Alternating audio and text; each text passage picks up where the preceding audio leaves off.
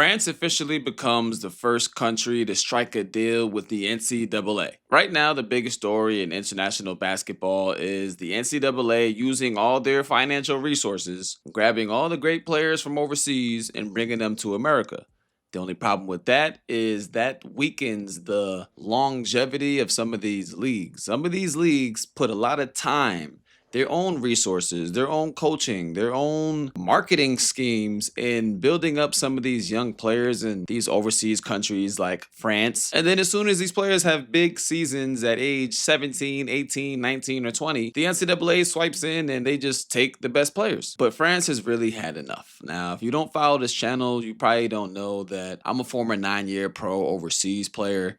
And I spent 5 of those 9 seasons in France. I played in the north of France, the west of France, the south of France. Shout out to Avignon. And I can be the first one to tell you that the NCAA is having a huge impact on the French players. Now, I'm in contact with a lot of the players that I played with or played against. Some are older, some are younger, but those guys saw that bag that's going around in the NCAA, and now they all want to come overseas. There's so few players that actually want to stay homegrown and work the pro grind, because just 5 years ago, that was the goal for a young French player. Start your career in the Espoir or maybe INSEP, and then you go to a Pro B team in the second division of France. And I'm going to break down all the classifications and all what all this stuff means in a bit. But the idea for a young French player back then was amateur level, young pro level, and then you eventually get so good that you either go to Asvel, which is the best team in France, or you go to Milano and you sign in a EuroLeague team. But before we get into all that, I'm going to let you know exactly what LNB France called a secret meeting with the NCAA about. According to Draft Express, there was a productive panel held in Las Vegas, held by the France LNB, which the France LNB pretty much is the organization that runs the first division in France and the second division in France. That's where you're going to find most of your prospects, although you can find prospects hanging out in that third division because they'll always have guys that just kind of slip through the cracks, have big years, have big bodies, stuff that translates directly to Division I basketball. But there were also key NCAA stakeholders, in addition to coaches and agents, and they were pretty much meeting to find some kind of collaborative partnership that they can come meet in the middle in. So here's an actual photo, again, credit to Draft Express, pretty much detailing the strategic connection between the NCAA stakeholders and the French basketball market. And it pretty much breaks down how their young players are coming up through the ranks in France before they get to the NBA, and they find it in their best interest to partner with the NCAA. As you can see, the objective was to build a partnership model that consists of development pathways, tracking of French players, and a win-win economic framework for both ecosystems. The overall goal of the partnership would obviously be financial returns, staff exchanges between organizations, something that I've called for on this channel because I do think that some of the best minds in basketball do not coach in the United States. And I think not only just the NBA, but also college needs to come and get some of these overseas coaches. But nonetheless, competitions between the NCAA and French Pro League pretty much tying together the university level and the French pro level. Now, full transparency, as I'd like to do on this channel, because my loyalty is not necessarily to the French Pro League. It's not necessarily to the agents. It's to the audience. And I do have some experience, not only with playing with some of the players in France, but also trying to help guys in France have opportunities to play college basketball. And in my experience, I'll tell you guys a really good story. I knew a player who was very good and he would make a great college player, but he was slightly undervalued for what he brought to a French pro club. He wasn't making big money in France, but I'm not going to say the player's name. He had good size, about 6'7", 6'8", 220 pounds, solid guy, good athleticism, just dunking everything, high rebounding, shot pretty decent from three. He wasn't a 3-point shooter, but he also wasn't shooting in the 20 percentage. And this guy was making $3,000 a month at this club, which for a young player under the age of 25 in France, like even in the top pro division, that's normal. It's good. I had an opportunity come across my door for a much larger university, a big D1 school. All right, I'm not going to say the school name either because I don't want anybody to try to figure out who it is. The D1 school was looking for a position 4 and they had a budget of 900,000. If the player was a pro player, that budget would increase to 1.3 million dollars. I called the kid. I say, "Yo, I got this offer for you, bro." I didn't even know how much he made at the time. I was thinking he was making at least 6 figures. I say, "I don't know if the money's enough for you, but could be a good opportunity if you want to get your feet in the ground. If you want to get your feet wet in the NCAA markets or the USA markets, maybe you want to try for the NBA. I don't know, man. Like, just letting you know that this team I kind of floated your name by and the team was feeling you." And he's like, "All right, well, I will have to talk to my agent. Like, it's kind of sticky. How much we talking here?" I was like, "Well, the budget for you will be 1.2 million." His jaw dropped. Pow, pow. 1.2 million. I said, "Bro, how much do you make now?" He said, "Bro, I make 3K." I was like, "Dude, this is a no-brainer, bro." like, I don't know. Write it in the comments if you would ever consider taking a 3K secure job, you're comfortable in your own homegrown country, or would you take a shot in the NCAA for 1.2 million? Now, from his POV, spoiler alert, he didn't take the money. He left 1.2 million dollars on the table, and there's a couple other players in France specifically that were thinking the same way. These guys that would turn down big money, one, I think their agents kind of get in their head a little bit of manipulation because once the player comes to America, they're liable to go and sign with another agent in America, or they're liable to, kind of figure out things when they get here. And then their homegrown agent is like, they might lose out if they're not tied in like Big Micho. There's a bit of that going on, but the hope for these guys, they're serious basketball players. What everybody thinks of the NCAA in France specifically is this: big money, yes, but they look at it like it can be career suicide.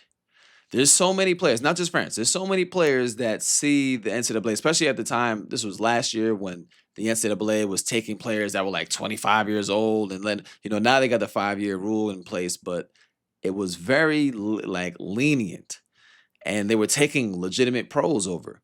But a lot of the pros stayed because their path that they were on was to become a serious basketball player, whether that's in the NBA, whether that's a high level EuroLeague. Like, you got to understand, the NBA is not the goal for everybody. For us in America, yes, this is all we can think about. This is what we obsess about. Since we're young, we're put on NBA socks, we're put on NBA shorts, NBA, NBA, NBA. For some of these guys overseas, it's just they want to be the man in Europe. Some of the best European basketball players didn't grace an NBA court. So just think about that. Giannis said that the NBA championship paled in comparison to winning a FIBA gold medal. I know I've won the NBA championship, but there's no feeling like representing your national team and representing 12 million people. So my guy, who shall remain nameless, and a couple others. There was one story that I did on short form that would follow a young player from JL Borg who just played in Euro Cup. He also had $1 million offer. It was sexy because everybody knew he had the $1 million offer. Nobody knew my boy had $1 million offer, but he turned it down as well. He's a serious basketball player. Coming to the NCAA means that you're playing with 18-year-olds. Now, as a businessman, yes, you think take the bag. As a basketball player, which one is better for your career? You playing against grown men, developing and continuing your development with the same crew, the same core individuals, the same strength and conditioning person that's really good, the same head coach that's, believed in you since you were 12, whatever. But you're also playing against ex-NBA players. Don't forget, when a lot of these guys trickle out of the league, we just saw Talon Horton Tucker.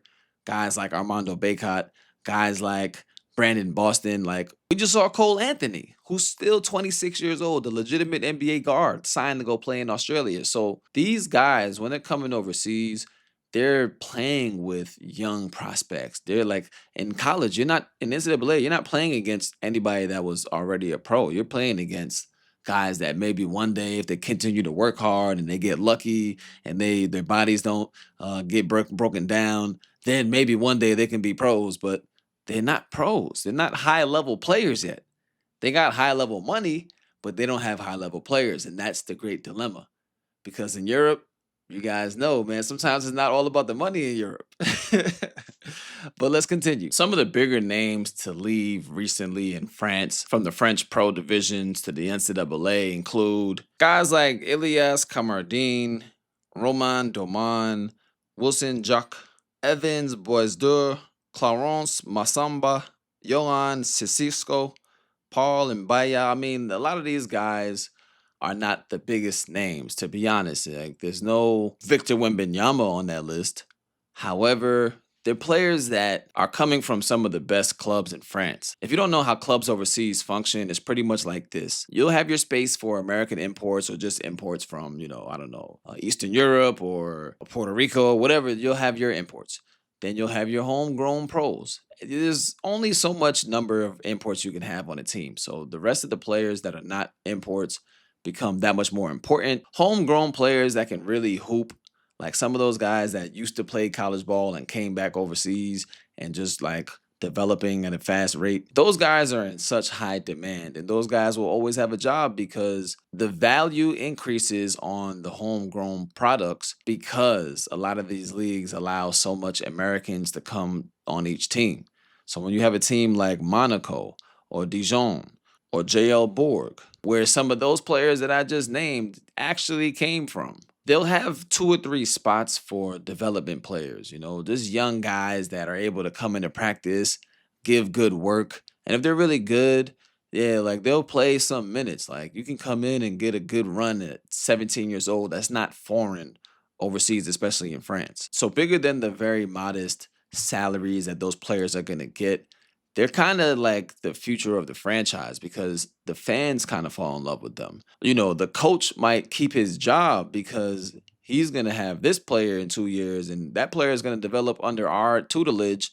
And that might be good enough for an owner to justify keeping a GM and coach because this player might be really good in 2 years. He might not be good now, but he's going to be good. So that really gets swiped up under them. And when you look at it like that, you can really see why it's in France's best interest. Not only France, pretty much all of overseas, all of Europe specifically. It's in their best interest to try to strike these deals where, you can get a little buyout. Let me get a little kickback. If I do send a player over to the States, we're still tied in financially. We're still benefiting financially from the fruits of our labor because let's face it, the NCAA is not growing anybody. Nobody's getting better in the NCAA, right? You were a good player coming in, or you took it upon yourself. You answered the call yourself, woke up every day, were so locked in and said, I'm going to get better. I'm going to get better. And your self drive got you to another height than when you first came in. A lot of the work that these overseas players are putting in, by the time they get to the States and play college ball, they're kind of close to finished products, man. Like, I'm just going to keep it 100. They already like played high level basketball. It's like they're actually regressing in their careers by going and playing with exclusively 22-year-olds.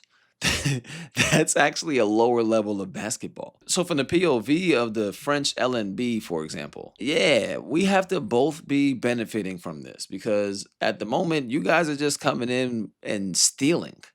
That's really what it is. But that's my 2 cents on the whole matter. What do you guys think about this collaboration opportunity between NCAA and overseas leagues? I mean, now it starts in France, but I'm pretty sure you're going to see, especially if France can get something done, you're going to see this happen with multiple different countries. And then maybe that's the thing that puts the value back into the American born, American grown student athletes. Because I was talking to some college coaches, we were talking about how American players are just overlooked now, like the young American high schooler is going to be overlooked. But in the same breath, they were saying that if we don't look out for our players who will. So, what do you guys think? Is this kind of deal gonna make American basketball great again, or are the colleges just gonna continue to pluck and play overseas talent? And from the overseas POV, what do you guys think? Do they just continue to surrender to the NCAA? I'm talking about the athletes now. Or will you see more people like my boy turning down $1 million offers to live that pro lifestyle? I'm very curious to know what you guys think. Let me know in the comments. Until next time, I'm Dwayne at Chip Overseas. Peace.